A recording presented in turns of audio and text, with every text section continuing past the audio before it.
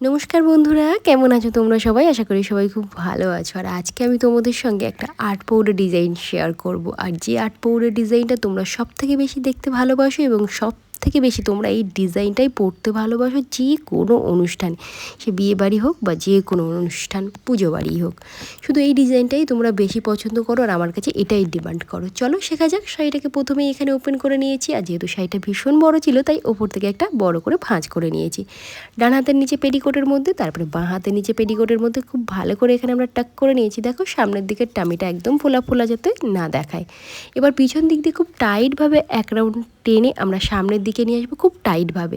নিচের দিকে দেখবে যেন পা না দেখা যায়। এবার ওপরে আবারও একটা ফোল্ড করে তারপরে এক্সট্রা কাপড়টা পেটিকোটের মধ্যে দিয়ে দেবে। পিছনে এক্সট্রা কাপড়গুলো খুব ভালো করে পেটিকোটের মধ্যে দিয়ে নেবে, তাতে করে আমাদের কোমরটা ভীষণ ভালো লাগবে এবং তোমাদের ফিটিংসটা ভালো দেখা হবে। দেখতে পাচ্ছ পিছনের কোমরটা এরকম যেন একদম পারফেক্টভাবে যে এক্সট্রা কাপড়গুলো পেটিকোটের মধ্যেই চলে যায়, এটাই আমি বোঝাতে চেয়েছি। এবার ছোটো ছোটো করে ধরতে ধরতে আমরা ডাইরেক্ট আঁচলে চলে যাব। আর এখন কাজ হচ্ছে আমাদের আঁচলটাকে প্রথমে রেডি করা। আর আমার অনেক দর্শক বন্ধুরা আছে যারা ভাবো যে আঁচল রেডি করতে আমার ভীষণ সময় লাগে। আর একটা কমেন্টস করো যে দিদি আঁচল যখন রেডি করি আঁচল কিন্তু উল্টো হয়ে যায়। তো চলো শেখা যাক। দেখো প্রথমে এই যে এটা হচ্ছে আমাদের ডান সাইড নয়, এটা বাঁ সাইড। ভালো করে খেয়াল করো, এটা বাঁ সাইডে বড় পাড় আছে। এটা নিয়েও অনেকে টেনশন করো বড় পাড় থাকলে কীভাবে ভাঁজ করবো। বড় পাড় থাকলে দেখো সামনে দুটো আঙুলকে একটু মেজারমেন্ট করে নাও যে কত বড় তোমরা রাখতে চাইছো। বাস দেখতে পেলে আমি মোটামুটি একটা সাইজ এখানে রেখেছি। এবার এই দুটো আঙুলের মধ্যে এই যে একটা করে ভাঁজ দিচ্ছি আর এদিকে বুড়ো আঙুল দিয়ে চেপে রাখছি। তোমাদের সবসময় চেষ্টা করতে হবে ভাঁজগুলো ছোট ছোট করে নেওয়ার, মানে বেশি বড় বড় করে ভাঁজ এখানে রেডি করবে না। আর তলার ভাঁজটা ঠিক এভাবে সত্যিই উল্টে যাবে। এই যে তোমরা ভয় পাও যে শাড়ি উল্টে যাচ্ছে, অ্যাকচুয়ালি ওটা উল্টে গেলে কোনো অসুবিধা নেই, ওটাই সঠিক ওয়ে শাড়ি পরার। এবার এখানে তোমরা যদি মনে করো যে সেফটি পিন আমরা পিন আপ করবো না, সেক্ষেত্রে এই ধরনের ক্লিপগুলো এখানে অ্যাটাচ করতে পারো, সেটাও ভীষণ ভালো সেফটি পিনের কাজ করবে। আর এখান থেকে একটা একটা করে ভাঁজ যেমন আগে দিয়েছি সেইগুলোকে জাস্ট এখানে দেখে দেখে ধরেও নিতে পারো। যদি মনে করো যে এখানে বুঝতে পারছি না, তাহলে একটা আঙুল বাড়িয়ে বাড়িয়ে যত বড় একটা ভাঁজ হয় সেই বড় ভাঁজটাকেই তোমাদের ধরে নিতে হবে। কারণ একটা আঙুল যখন বাড়িয়ে ধরবে তখন কিন্তু বেশি বড় হবে না, ভাঁজটা মিডিয়াম সাইজেরই হবে। আর এটাতেও তোমাদের অনেকটাই সুবিধা হবে। তারপরে পায়ের ওপর রেখে এখানে একটু প্রেশার দিয়ে নিলাম। তার কারণ হচ্ছে ফোলাভাবটা এখানে যখন কমে যাবে তখন আমাদের ধরতে সুবিধা হবে বা পিন আপ করতে সুবিধা হবে। দেখো এই ধরনের ক্লিপ এখানে আমি ইউজ করেছি। এবার আরও একটু নিচের দিকে সেম একইভাবে আমি ভাঁজগুলোকে রেডি করব। দেখো ঠিক প্রথমে তোমাদের খেয়াল রাখতে হবে যে কত বড় বড় তোমরা ভাঁজ নিতে চাইছো, সেই অ্যাকর্ডিং কিন্তু এখানে তোমাদের ভাঁজগুলোকে রেডি করতে হবে।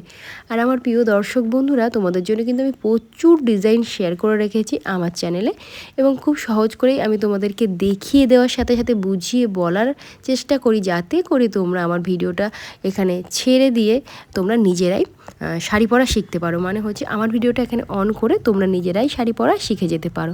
আঁচলটা একদম বড়োভাবে রেডি করে নিয়েছি। আর এখন এই আঁচলটাকে আমরা আমাদের শোল্ডারের উপরে রাখবো, ঠিক বাঁ হাতের শোল্ডারের উপর রাখবো। এখানে তোমাদেরকে দেখে নিতে হবে নিচের দিকে শাড়িটা কতটা লেন্থ আছে, একদম মেস ছুঁয়ে যাবে এতটা বড় রাখার পরে ঠিক আমরা ব্লাউজের ভিতর থেকে কিন্তু একটা সেফটি পিন এখানে এই শোল্ডারের এখানে পিন আপ করে নেবো। চেষ্টা করবে হাতটা যতটা পিছনের দিকে যাচ্ছে ঠিক ততটা পিছনে গিয়ে শোল্ডার পিনটা করা। তার কারণ যত তোমরা সামনে পিন করবে তোমাদের যখন আঁচল নেমে যাবে তখন দেখতে অকওয়ার্ড লাগবে, ব্লাউজটাও স্লিপ করে যায়। ওই জন্য যতটা সম্ভব পিছনে হাত যায় সেটা দেখে নেবে। আর ওপরের ভাঁজ থেকে দেখবে যেন তলার একটা ভাঁজও না দেখা যায়।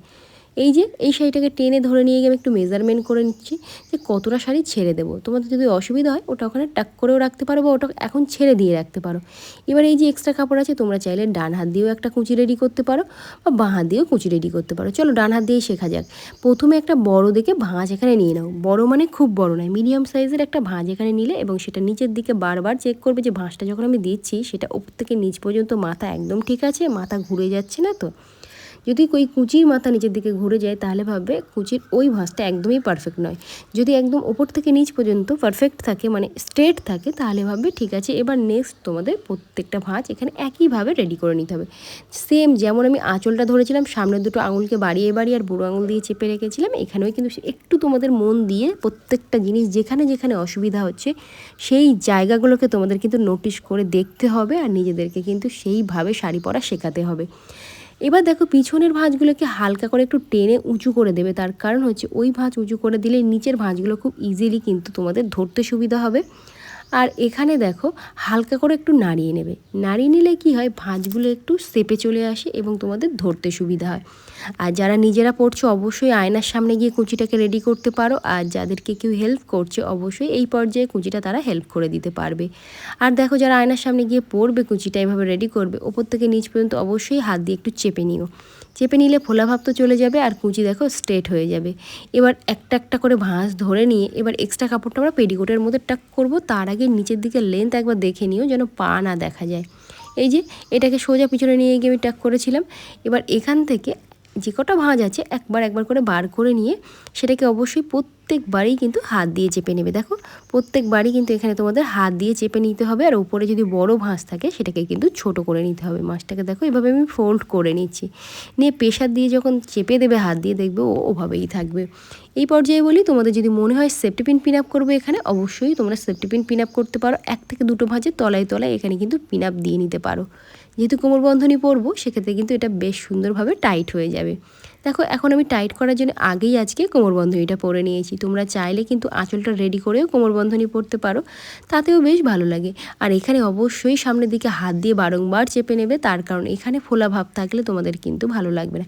এখানে বারংবার এই জন্যই বলছি হাত দিয়ে প্রেশার দেবে, তাতে করে ভাঁজগুলো সুন্দরভাবে সেট হয়ে বসে যায় আর ফিটিংসটা ভীষণ সুন্দর আসে।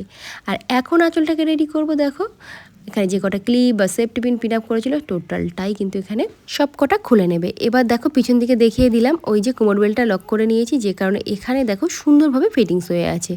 এবার আমাদের কাজ হচ্ছে ঠিক আঁচলের মাথাটাকে একটা একটা করে এভাবে আমরা ধরে নেব। বাঁ হাত দিয়ে উঁচু করে ধরলে আর ডান হাত দিয়ে এভাবে ছোটো ছোটো করে ভাঁজগুলোকে রেডি করলে। এবার এই নিচের দিকেও কিন্তু তোমাদেরকে অবশ্যই একবার এখানে দেখে নিতে হবে, কারণ এখানে ভাঁজগুলো অগোছালো অনেক সময় থাকে। আর যদি এখানে একদম পারফেক্ট ভাঁজ হয় তাহলে এখানে আর দেখার দরকার নেই, জাস্ট আঁচলটাকে তোমরা পিন আপ করে নিতে পারো। এখানে আমি একটু আঁচলটাকে ঠিক করে নিয়েছিলাম যাতে দেখতে আরও বেশি সুন্দর লাগে। এবার বলি শাড়িটার লিঙ্ক প্লিজ চেও না, কারণ শাড়িটা আমার কিন্তু অনলাইন থেকে নয়। এর আগে প্রচুর শাড়ি তোমরা আমাকে জিজ্ঞাসা করেছো যেগুলো অনলাইন থেকে নয়, আমি তোমাদেরকে রিপ্লাই দিতে পারিনি। যেগুলো অনলাইনের হয় সেগুলো আমি কিন্তু বলি তোমরা লিঙ্ক চেয়েও আমরা লিঙ্ক শেয়ার করে দেবো, যেটা থাকে না আমি সেটা বলে দিই।